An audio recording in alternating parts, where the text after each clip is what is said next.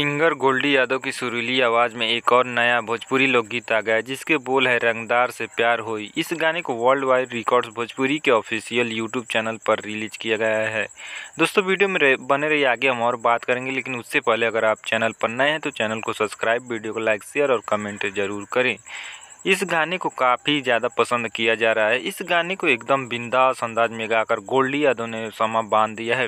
वहीं इसके वीडियो में एक्ट्रेस चांदनी कुशवाहा ने दिल लूटने वाला परफॉर्मेंस करके खूब गर्दा उड़ाया है। वह ब्लैक वेस्टर्न ड्रेस और येलो लहंगा चोली में फुल धमाल मचा रही हैं और अपनी लाजवाब अदाकारी से सबका मन मोह रही हैं। गाने का पिक्चराइजेशन बहुत बढ़िया किया गया है।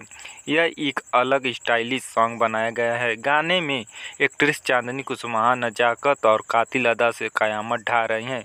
उसका डांस मूवमेंट देखते ही बन रहा है। चांदनी कुशवाहा रास्ते में वेस्टर्न ब्लैक ड्रेस आउटफिट पहने चल रही हैं। उससे देखकर मनचले लड़के लट्टू होकर उस पर फिदा हो जाते हैं और गुलाब का फूल देकर प्रेम जाल बिछा रहे हैं।